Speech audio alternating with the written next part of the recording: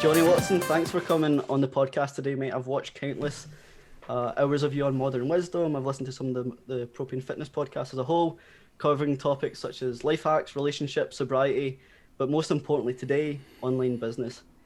How does it feel that I know so much about you from these podcasts, and so does so many, but this is the first time you have heard or spoke to me? Are you starting to get used to this?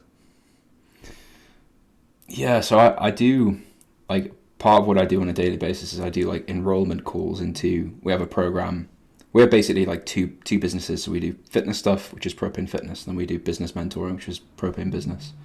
And on the business mentoring, I do like a lot of the enrollment calls for people who are coming into the program. And it's pretty common that they've heard a podcast. So the first, like, sometimes the first minute is just the person saying like, oh my God, it's so weird that, like, when I speak, you speak back, and I'm used to just the audio coming through the headphones, and it's a two-way conversation. And I'm like, yeah, that's weird. But yeah, it's like it just, I suppose it's just part of being like, the internet is like that, right? Like, you put out content and it's very one way. People can consume it as many times as they want, and they become familiar with you, and they almost feel like they know you. But you can speak to someone and they are totally familiar with you, and probably even know what you're going to say in response to a question. But it is just something that you eventually get used to. But it never stops being weird, if that makes sense. I can't imagine it. One, like, I know the name of your dog. Like, that must be very Yeah, unsettling. yeah. I had an email this morning actually from a lady who I don't know who she is, but just talking about Dexter. It was like stuff like that gets a bit weird. I can imagine. I just can't imagine what it must be like to be like properly famous. You know, like, if you've been on a few podcasts and you get that happening, like, what happens when you're on like a film or BBC News or something like that? Like, it must be crazy. You should watch it's like a comedy roundtable with Sacha Baron Cohen, Jim Carrey, some of like the biggest dicks in comedy. And the interviewer asked, it's a roundtable event, and the interviewer asked, what would you do if you had one day of no one knowing you? And Jim Carrey said, I think I would literally melt. I have no idea how that life is anymore. And I just Wow. thought, oh my God, that sounds like the worst nightmare. I never want to be famous. So let's hope this podcast Yeah. gets like 3 to 5 years, as it normally does anyway. This might be the one that goes viral, and then we'll get even more emails about Dexter. But yeah, and no, it does sound awful, to be honest. Like, at huge scale, no privacy must be terrible. So for those who don't know who Dexter is, or Jonny Watson, who is Jonny Watson today in 2021? Uh, so I guess, like, the way people normally answer that question is with, like, saying what they do for a living, right? So I suppose probably the reason why I'm here, like, talking about stuff today, I run a business, or I co-own a business called propanefitness.com, with my business partner Yusuf. We've been doing that for 11 years now, which is pretty weird, that it's been going that long. We've been doing it full time since, or at least I have, since 2016. And that pretty much consumes all of my time at the moment. So, aside from, I live in Newcastle with my girlfriend and my dog Dexter. We all know I about lift some it. weights sometimes, who everyone knows, yeah. I lift weights sometimes. I play a bit of golf. I'm not very good at it, but most of my focus is trying to build a business on the internet, selling services to kind of two different markets, which is like fitness professionals and just busy professionals who want to get lean, lose a bit of weight, get a bit stronger. This busy professional who wants to lose weight and get a bit leaner, does that kind of describe you prior to Propane Fitness? Or at least Um, some of your colleagues? yeah, it describes some of my colleagues. I would say or like former colleagues. I think when we started Propane Fitness, we were like at uni really. So we were like busy students trying to juggle student life, and that then changed into like people joining full time work, having like just come out of uni when your life is basically however you want it to be. Like, I was basically training like a full time athlete, had full control of what I was doing, and then suddenly it's like long hours, working on a grad scheme, doing exams in the evening, like compulsory nights out of the weekend, all that sort of stuff. Like trying to hold on to some semblance of like I really don't want to get fat again. And that's really how, like, Propane then shifted with that, became more serious as we were working full time as well. But yeah, so yes, I suppose in a way, but I was into training for a long time before actually being a busy professional, technically. Was the spark to start Propane Fitness the act of you looking around the office at the time, seeing who was either not in shape or unhappy with their body, and you went, "Oh my God, there's actually a market for this."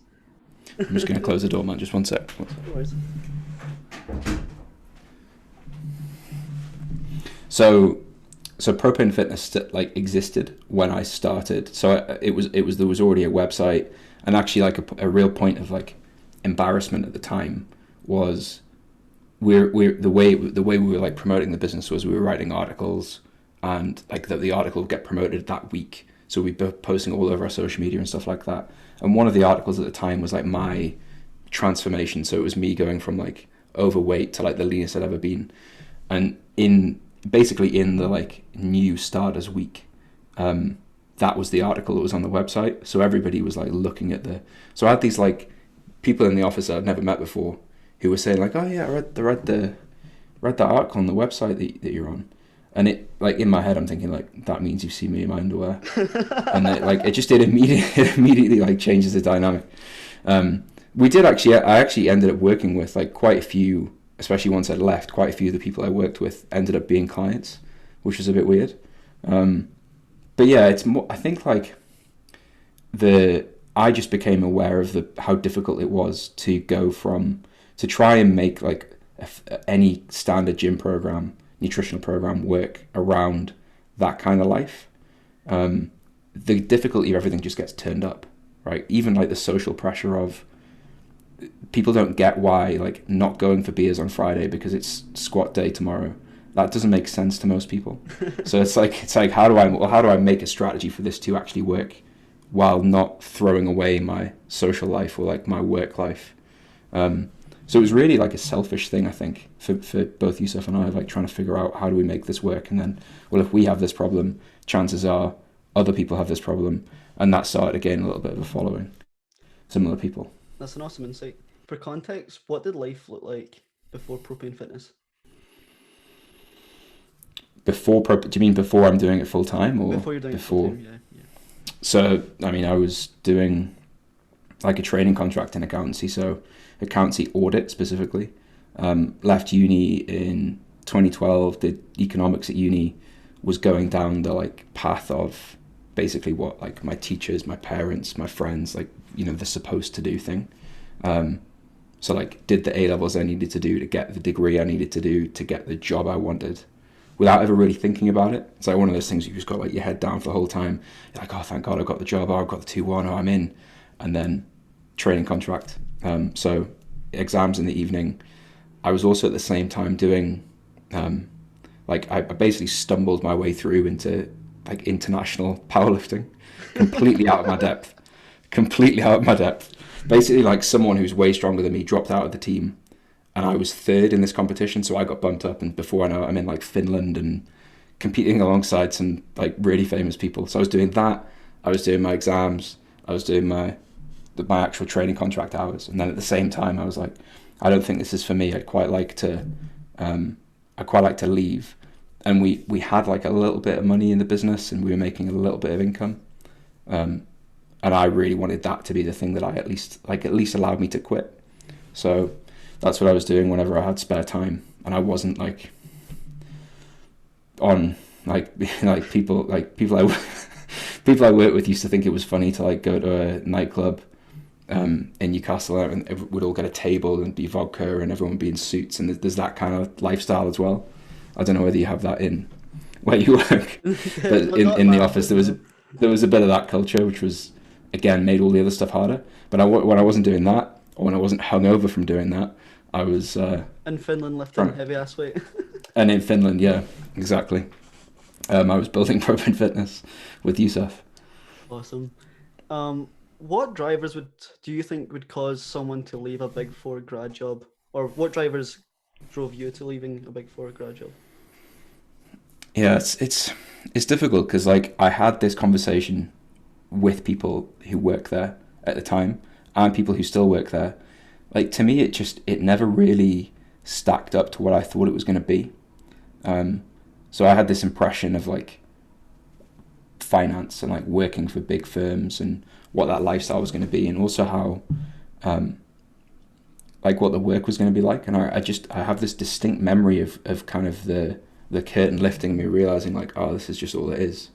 It's quite a unique thing in like Big Four accounting, where especially in audit, where it's kind of you're working in small teams and the team you work in always varies. You get to meet people who are like 5-10 years down the line from you in the same job basically. And I think I just realized that like I don't think I really want to do this for this long. Like I don't find it that rewarding. I don't find it that interesting particularly.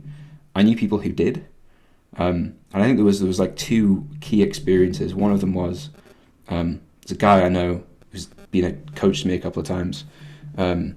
We did a program that he launched at the time in the kind of the side hustle days of Propane Fitness. And he made like, from that launch, he made like 70 grand in 4 or 5 hours. And I watched that happen. So like, I know that because there was 70 people in the program we were in. We'd paid $1,000 to be in it. So I was like, whoa, okay, like it's pretty weird seeing that, because like that's a salary that I could see myself earning in however many years time, right? So that was the first contrast.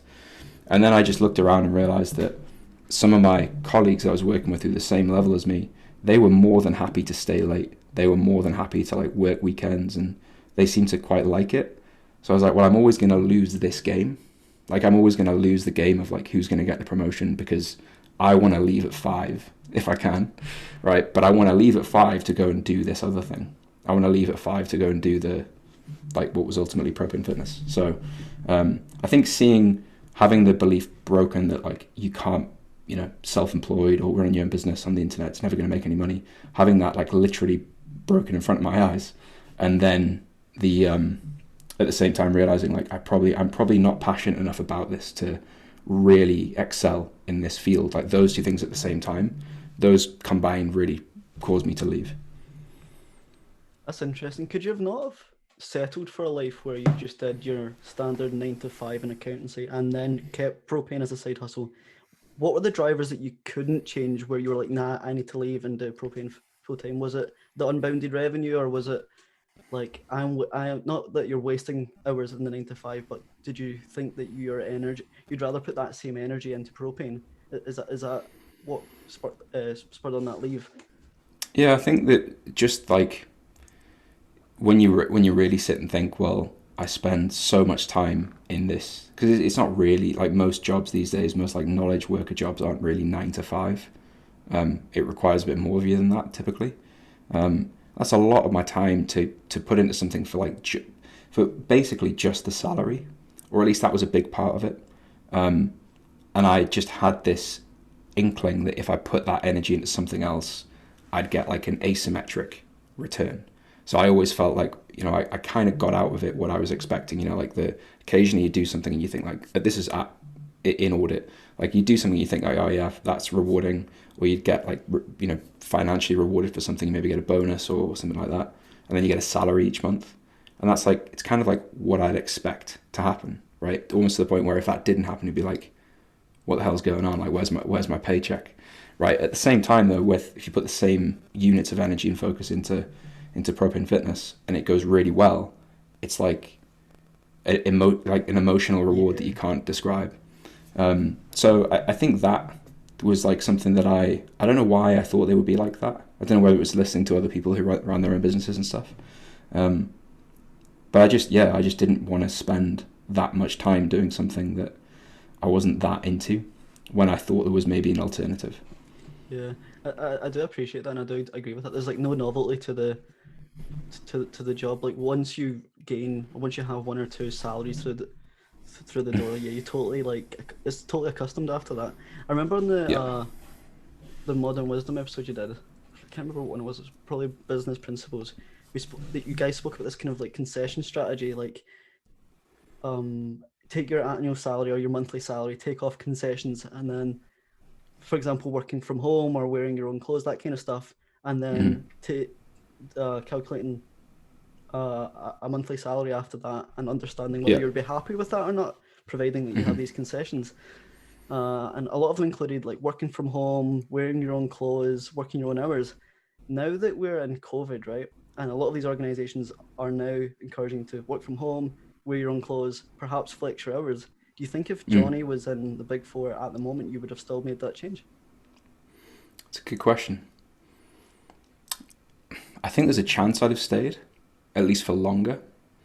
Um, I think there's stuff that the stuff that can't really be replicated in like a salaried position or like working for someone else. I think part of it's the feeling of like having made something or having done something. So I have this memory of, and I never actually thanked the guy for this. It was weird. So like I was at the final Christmas party of the firm I was at before I left. So I'd handed my notice in and I was like serving my notice. It was a Christmas party, and there was this guy there who was like he was a senior manager, and he basically cornered me at the Christmas party, and he was like, you definitely should leave. Like you should leave. I'm like, okay. I didn't expect you to say that, but he gave me this. So he'd like been there for a long time. He'd basically worked in accountancy his whole life, and he talked about this like, you get to go and do something where, like, when you stop doing it, like something is there and something like exists as a result, and like you get to, like, I guess the cheesy thing of like leave the world a better place. You've like done something that's changed lives for people. You've helped clients. You've built things that maybe didn't exist before you doing them. And I think like unless you're very, very senior in an organization, you don't really get a chance to do that. So like obviously the revenue is great, right? Like you're in complete control over your revenue and what you earn, or not complete control, but it's directly related to what you do, what you decide. But also you get to see like the change you have in people who listen to you or buy from you, and how it like changes their life. And I think certainly I never got that. Maybe I just didn't stay long enough, right? Maybe audit was going to give me that. But you don't really get that or you don't get as much access to that in a standard like 9 to 5 environment, or at least certainly most people I know don't get that. Yeah, I agree. I have spent time in audit, like I said to you before the call, and I didn't like how retrospective it was and the audience that it Yeah. was supporting. So it's very retrospective, and the audience that it's supporting are like wealthy investors. You're assuring that their shareholdings uh, in a kind of safe place, I guess, right? Whereas Hmm. I made a move to management consulting where I'm creating something into existence, and I work in healthcare and stuff like that, and that's really rewarding because I do see my output have an effect on people I know. For example, one of the projects that is in the public domain that we work on is like the vaccine program in Scotland, and you can see Nice, like a nice. direct impact. But then again, you're working for a team where it's probably the director or the partner that's getting the recognition for it.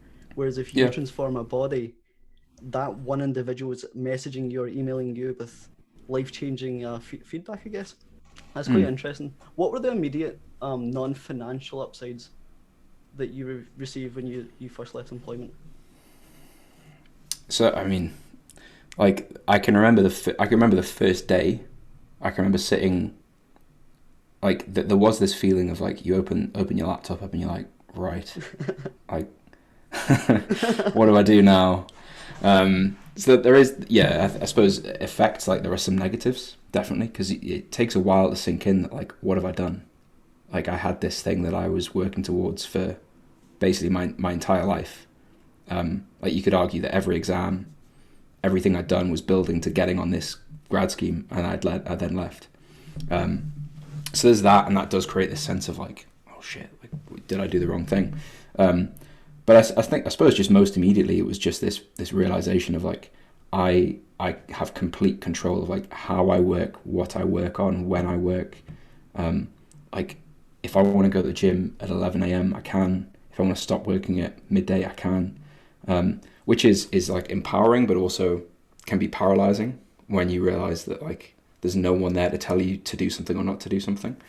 But I think the thing that probably had the most, like the biggest impact in terms of a contrast was this realization that the like I would wait for a year, and then when I was in a 9 to 5. I'd wait for a year, get a pay review, and then your salary would go up and you get a bonus or whatever.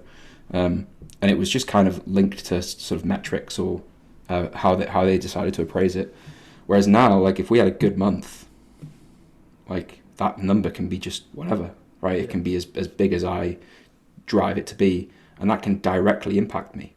So like the thing that I spend my day doing has a direct effect on like my week, my day, my year, my life, which was a pretty cool, like I think when that really settles in, that was quite a cool realization.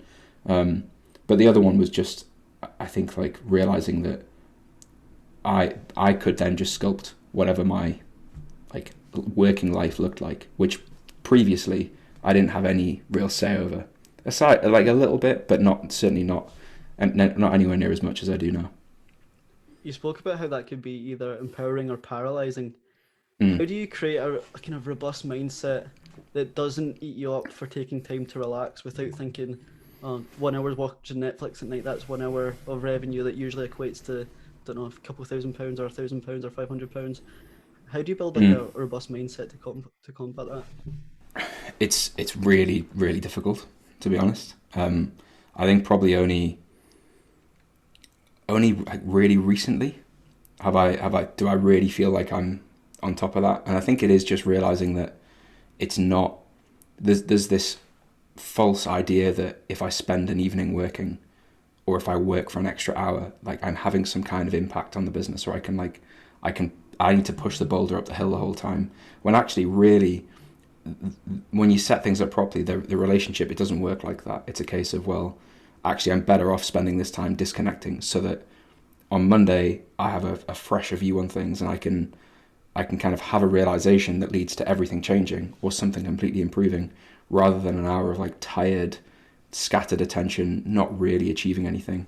Because it's not, when it's a case of like driving revenue in your own business, I've never found it to be the case that it's hours worked really equates to. So like Yusuf and I'll talk about this, like some of our best months financially is when one or both of us have been on holiday. And it's like, you look back at it, you think like, maybe I actually make this worse. Like maybe I should stop working and then it would be better. But I think some of that, honestly, like you start to read more into these things and you think like, maybe I'm attaching too much onto this, or maybe I'm like wanting something and trying to force it sometimes can actually in turn prevent it. So it's like you probably create micro fractures from all the decisions that you force upon yourself. Whereas if you just go with magic or just go with intuition or not magic, but you know what I mean, like wizardry, with your instinct, you probably spend too much. Well, I'm guessing you might spend too much time wavering between thoughts and decisions. Do you think I know you just said you started to combat this recently, the ability to rest more. Do you think your previous version of Jonny, say Jonny 1.0, was enhanced because of like social, like Gary Vaynerchuk and social media? Like, yeah, you can work from 9 till 4 in the morning kind of attitude. Do you think that put pressure on you to work harder? Yeah, I think so. I think, to be honest, like when I left and started working for myself, it took a long time to break out of like, I need to be on my laptop by 9 a.m. or I can't possibly finish work before 5. You know, those kind of like, you probably have them now. There's like ingrained things that it's just I don't know, maybe it's not like that anymore. But certainly when I was there, it was like, if you got up and left before 5 o'clock, like, what are you doing? Like, what the hell are you? And it was a bit of a joke in the office, you know, like people would take the piss out of people who left early. But that just becomes part of your day. So you never even think, well, God, I've taken more than an hour for lunch. I feel really guilty. And it took a long time for that to go away. And I think that combined with in the like car on the way to work, I would listen to, advice from entrepreneurs like Gary Vee. And he is big about like how many hours he works as being a big factor of his success. So yeah, I think it just takes it. I don't know. I still go between, to be honest. I know people who run pretty big businesses who don't work Fridays. And I know people look at the hours Elon Musk does. Yeah. Like he's doing all right, objectively speaking, and still works quite long hours. So some of it's, I think, is a preference thing. And I think you eventually, or certainly I've eventually realized that I can have more impact on the business's performance if I work 1 hour in a day, and that hour is like making a decision with a clear head that is going to affect the business forever, versus working 11 hours on like admin and low level work. So it isn't really like hours done, it's like what you're doing in the time and how clear you are on the strategy and the problems and the things you're trying to do. That's what really moves the needle. And that's never going to be done on a Friday night instead of Netflix. Yeah. So I think that realization is kind of helpful. Jeff Bezos famously talks about that when he talks about sleep. He would rather make like far less good decisions or answer far less dilemmas with more sleep than solve like 150 dilemmas on like 3 hours sleep. Yeah. And another stark I know, like from my experience, working from home during COVID has moved the needle from you need to work 9 to 5 to you can go walk and meditate in the morning and have these non-negotiables, because we are going through like a mental health crisis almost. And hopefully this continues when we go back to the office. But yeah, I have, when I was in the office, I totally saw that. And I remember listening to Naval Ravikant and Tim Ferriss, and he said we're intellectual athletes. We need to perform, rest, reassess, have a feedback loop, and then go again. Humans are not cut out for 9 to 5, and I was listening to that as I was doing a 9 to 5, and I felt a bit butthurt. when when was the first time you realized that this is why I did what I did? This is why I left traditional employment. Yeah, so I thought it would be the revenue milestones that would do that,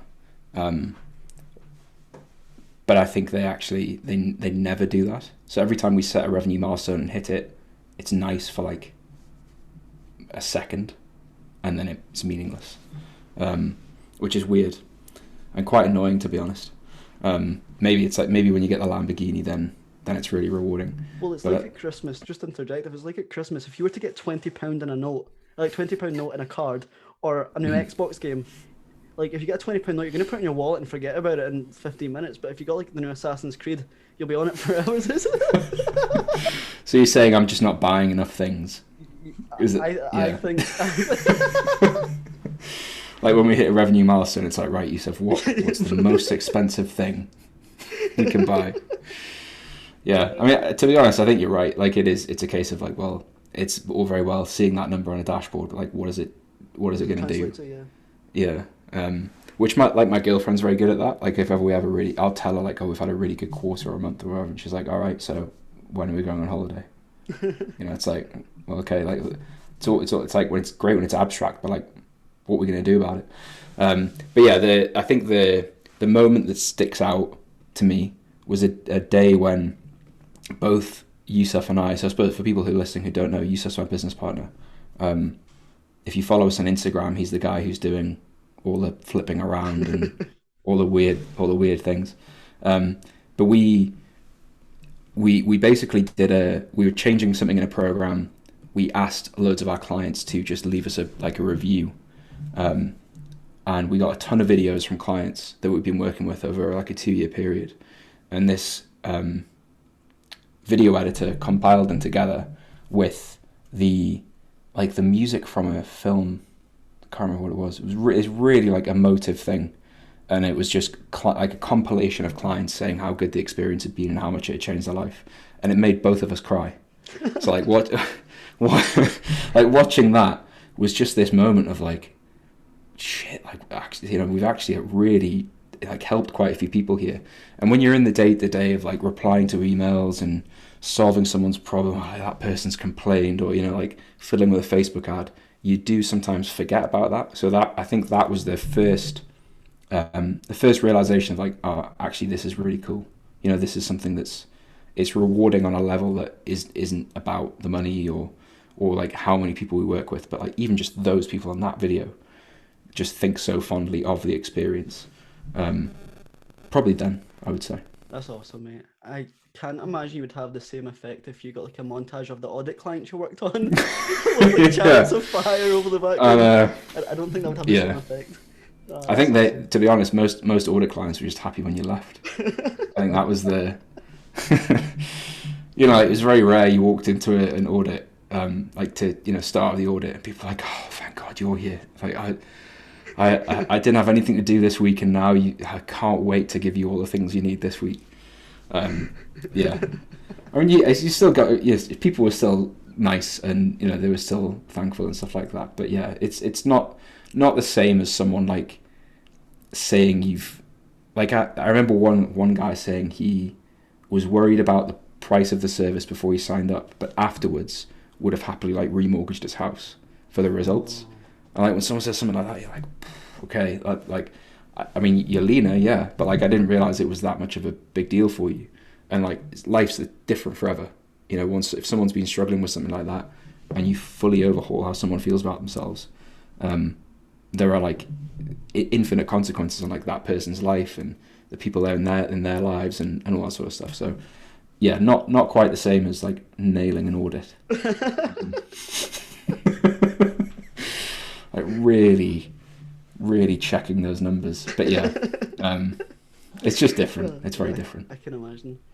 When like the guy that you just spoke about, when he said they'd happily remortgage his house for the same results, when you first started Propane or first started full time, did you have, in terms of building a price structure, did you have imposter syndrome? Did you struggle to charge what you thought you were worth, just because you're new to the market or because you're new to full time? Yeah, still do. To really? be honest, yeah. Like you almost feel like you're robbing it out of their bank account, even though it's worth every penny, if not more.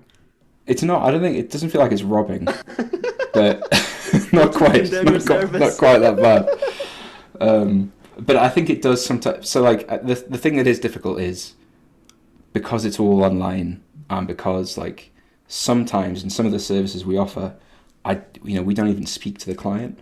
So they're not even a client, they're like a customer, and we're just selling information to them. That like we put a lot of time into the information, and I'm very confident in the information, but I'm still just kind of like, sometimes we'll get like a notification someone's bought something, and you do just have this feeling of like, God, I hope everything's okay. Like I hope they like it, because you can't, I know that one of my good friends built a business that like they sell bikes basically to people, and he'll occasionally see people riding around on one of the bikes he's made, right? So he's got this feeling of like, I made that, they look happy, everything's good. Like until they go over the handlebars on a main road. yeah, obviously, I suppose I'm not at risk of that. Like I don't see someone making a dietary decision in a restaurant and think like, oh shit, that was my fault. But like I equally don't. If a personal trainer's business was transformed, or if a person's like leaner than they've ever been because of a book or something we've produced, I'll probably just never know unless they come up and tell me. Which does create this feeling of like, well, is it worth, like, are people happy with the price? Like, are people happy with the service? Some of it's hard to quantify. So that doesn't help with the imposter syndrome. If you're worried about the price, it's hard to, when you don't have any like direct feedback, it's hard to know whether you're right or not until people actually tell you. I think that's where entrepreneurs provide an online e-commerce service that they're running just to signal virtue, where they want like loads of praise. I think that must be a pain point, because people would only come to you if the product was really bad, but they probably wouldn't message you if the product was really fucking amazing, because they've just put it on an online e-commerce website or Shopify website. What's the basic infrastructure that you need to start an online business? Do you need to create a business model? Do you need to know about accounting and finance? I don't think so.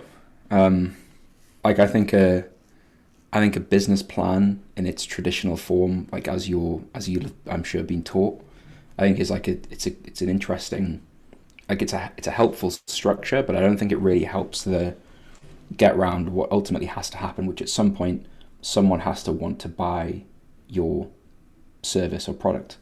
So in my mind, the minimally viable model for something like this to work is you have to like solve a problem basically for people, or help someone achieve something that they'd be unable to do on their own at like the most fundamental level. or like help someone fulfill some kind of desire or whatever, like if it's an aspirational product or whatever. But I think you need that. So you need like, I'm going to offer this service and a way to deliver that. So am I going to do it purely online? If so, you can probably do it with fairly basic bits of software. And if you have those two things, like an idea, I'm going to help this sort of person with this kind of thing, this service, this thing they're trying to solve, and I'm going to do it over email or over phone calls or whatever, and I'm just going to see if I can sell this to people. I'm going to see if people are willing to pay for my time or pay for my information. And if you kind of get that initial proof of concept, then you can turn that into something. But writing your kind of like vision, mission, and principles, and doing a SWOT analysis and PESEL, Porter's 5 Force, and all these things, like you can do all of that, and you get to the end of it, and you're like, you just build a wall, basically. Still haven't got a customer. So it's great to know, right? Like, so in the history of running Propane Fitness, and obviously we're not like the business to model on, but I've never done any of those things, right? I've never written vision, mission, principles. I've never done a SWOT analysis. And you probably do those things like subconsciously, but we don't refer to documents with all those things on, because the decision making, and like it's more about focusing on the customer, focusing on what people want. How do we deliver a better service? How do we improve the service? How do we acquire more customers? Those are the things that ultimately dictate whether or not you can actually do this or not, really. It doesn't matter how good you think your analysis is. If it doesn't stack up in the marketplace, it's never going to work. Facts. Can I ask, are you your own accountant at Propane Fitness? No. Is there a specific reason for that? Because you just don't enjoy accounting? You'd rather be let loose to do the fun stuff or the strategy? It's just, I think like I try and focus on the revenue generating things, or the client fulfillment. And I think like something we were really keen to do pretty early on was just outsource things that we don't need to do. I think like any course or like business book you read is quite big on that. So like admin, I kind of see accountancy as part of that, really, like for a small business anyway. Anything with parts of admin. Yeah, well, so I use a lot of spreadsheets. I definitely use a lot of spreadsheets, but just not for accounting. And to be honest, like a lot of the thing that surprised me was a lot of the like small business accounting, you don't necessarily learn in like training in audit. Like I didn't learn how to run the specifics of payroll, or know all the ins and outs of that sort of stuff, because obviously it's not needed when you're working in audit for those for big firms. Yeah. So there's parts of it that I don't have interest in. I think someone else could probably do better, and I would kind of rather someone else who's doing it for a living takes care of, than I have to like take time away from clients and customers and marketing to do. So that's why. You spoke about previously. You spoke about basically solving a problem that exists and creating a construct of a business off of that. What do you think is more important, the pursuit of a market busting business where demand exists, for example, I don't know, like timber, or cashing in your passion that you endlessly care about, but is more niche and probably going to make you less money?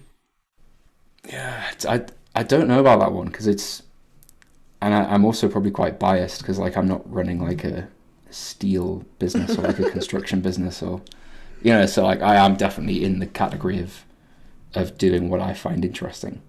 I think the thing that I would probably lean on the side of people who, at least most people I can think of who I've spoken to about the sort of the first side. So when you say market busting business, do you mean like where there's an obvious demand for something? Yeah. And so like face masks during COVID. Okay. Like, I don't think anyone's sitting at home like, I fucking love making these. I love face masks.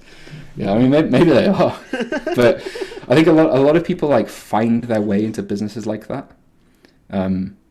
It's not necessarily, as you say, like they're not sitting there out of a passion for the thing. It's like, well, I maybe have a supplier that I can use, or I used to. So like a really common situation I see a lot is like someone worked in something. They worked in an industry, and they're like, you know what, I think I could do that part of this better.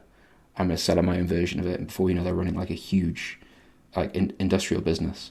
Is that why you couldn't carve out an audit job into self-employment, because you're auditing like a fucking multi-million pound quarry in the north of England? I just Like you I can't just carve think that out and do that so like in a yeah, I one can't man go find factory. like a smaller quarry. Yeah. I I think I just felt like I had more of a competitive advantage in the online fitness stuff than audit or accounting. Like I knew a load of accountants. I knew some pretty good accountants. I knew people who were better at it than me, who were more interested in it than me. And I'm like, well, if I'm going to go and like enter the business world on my own to try and compete with these guys, like I am just going to lose. Versus like, I feel like I could write a pretty good article about this subject because all I do in my spare time is read about this subject. Or I feel like I could probably take like the stuff that I've learned and make an information product that helps someone who's like a year behind me or 2 years behind me. I think the one thing that I've definitely found is that like at some point it gets hard running your own business. Like it's definitely not just strings of like it's all really easy and it's all really flexible and I don't work any hours and I buy all these fancy things with all the revenue. Like there's definitely days of like this is rubbish. Like we've had some tough things to go through, and at that point, like if you don't have at least a bit of passion for it, or if you're just doing it for the revenue, and revenue really drops for a month or a quarter or a year, then what's kind of left to rely on. So I think if Yusuf and I didn't have the interest in it beyond just the finances, we probably wouldn't still be doing it. So that, yeah, I think that's important. Correct me if I'm wrong. It sounds like Propane started off as Propane Fitness because you were interested in fitness. As you started Propane Fitness, you became interested in business, then outgrew Propane Business. Do you think propane will continue to grow as your passions grow into something else, like propane meditation or uh, So propane enemas? yeah, I think to be honest, like we have had some clients, or it's not, I say we, Yusuf has had some clients where he's like helped with meditation and productivity and things that, like, I suppose skills we've had to develop as a symptom of building Propane Fitness. So a lot of, like, I've had to learn a lot about like digital marketing, online advertising, funnels and software and all that sort of like stuff that I never even knew existed prior to leaving audit. So yeah, you're right that like that becomes a passion in and of itself. Like that becomes really interesting on its own.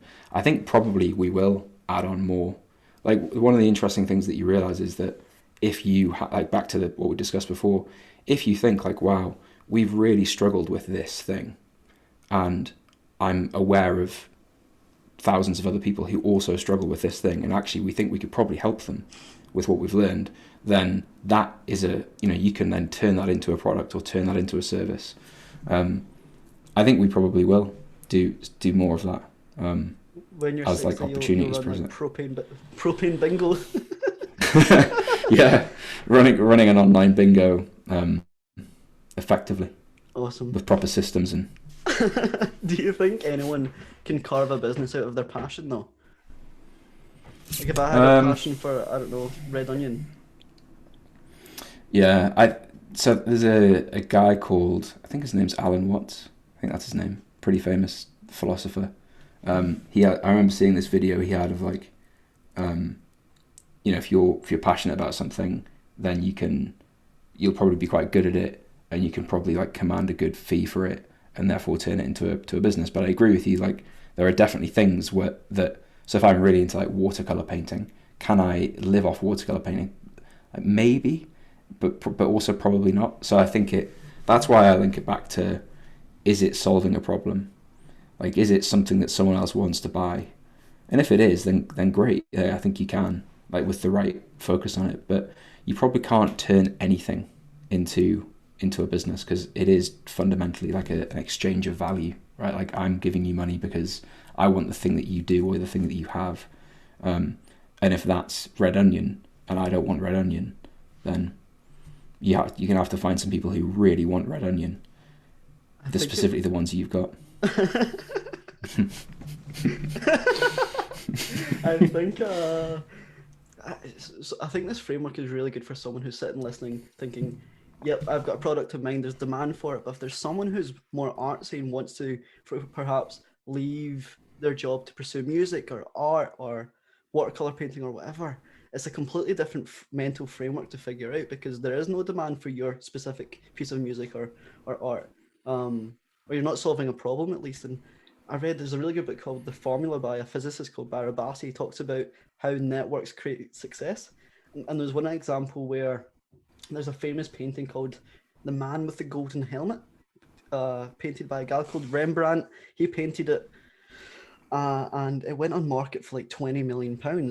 And before it was sold, they figured out it was one of his disciples that wrote it. And overnight, it went from like £20 million to like the equivalent of 20 quid. But the painting hadn't changed overnight, just the network that underpinned it had changed, and it was so fascinating. So I hope no one's listening in the music or art industry and have decided they're going to quit their job to play the banjo. Anyway, I'm guessing, I'm wondering, what advice would you give Jonny Watson, who's sitting in their accountancy grad job training for the first week? What advice would you give them if you knew then what you know now?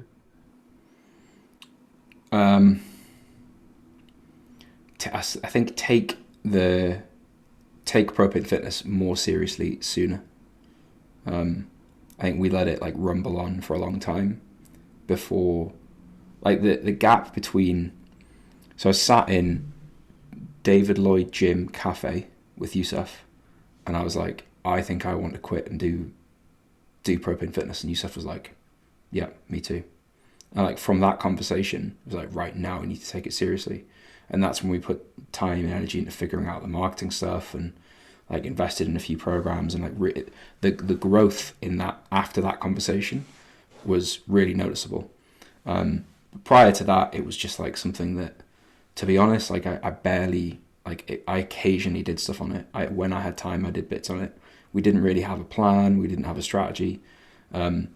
And I think at that period of time, especially in the online fitness world, like there wasn't very many people doing it compared to now.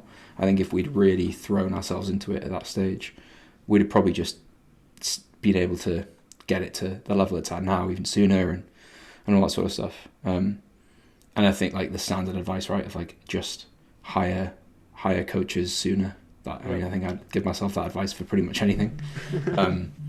The thing of like, if you can access what someone's learned in 10 years for $1,000 and learn and apply that in 10 weeks, then it's probably a pretty good exchange, as long as the person's like good at what they do. And we spent a long time just trying to figure something out on our own, which was stupid. So yeah, I think take it more seriously sooner, rather than like letting it be a side project for a long time. Because that probably, in hindsight, like where it would be at now if we'd done that, the gap is like every day, right? It's every day, every month, every year. So, but best to not think about it, I think. Can't do anything about it, but yeah. This whole conversation's been like solid advice. It's really kind of fueled my desire to at some point perhaps leave. I'm not sure yet, but I don't want this conversation to be like working 9 to 5 is shit. Everyone should go self-employed. And I'm not being anti-Big Four, anti-grad job. In fact, I'm actually doing them a favour because I'm allowing people to leave who aren't wholeheartedly into it. So in fact, this podcast, they should be paying me for like funneling out recruiting. Yeah, essentially, mate.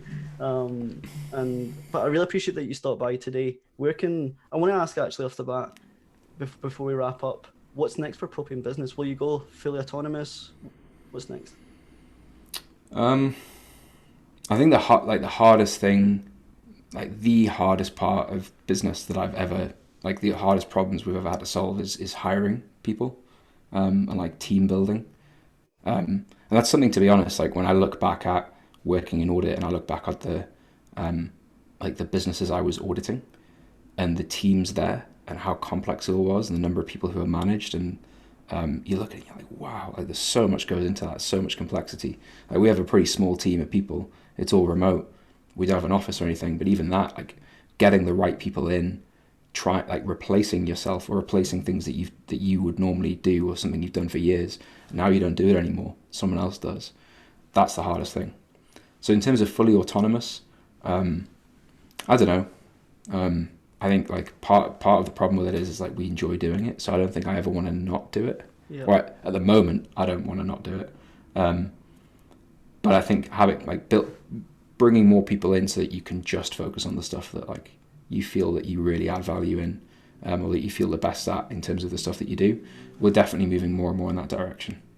And that's allowing stuff, we're able to do more things as a result of that as the team grows.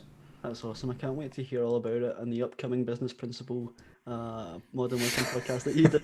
I can't wait to you sack your first employee. I'm not sure if you've done that already, but I can't wait to hear the trials. No, we've not sacked anyone. No, we've never had to sack anyone. We've had people like come and go as part of the team, but there's never been never any kind of like bad feelings or stuff, which is good. Awesome. Thanks for stopping by today, mate. Where can the people find you and Propane online? So if you'd like fitness advice, if you're a busy professional, desperately trying to make a 5-day-a-week program work, and you haven't quit your job yet, and you haven't quit your job yet, then propanefitness.com. If you are at all involved in the fitness industry, want to model what we do, propane-business.com. It's a funny story about why we don't have propanebusiness.com. Someone basically wants about 50 grand for the domain, which he's not going to get. So propane-business.com for like the business side of what we do. So just anything online business, you'll find there.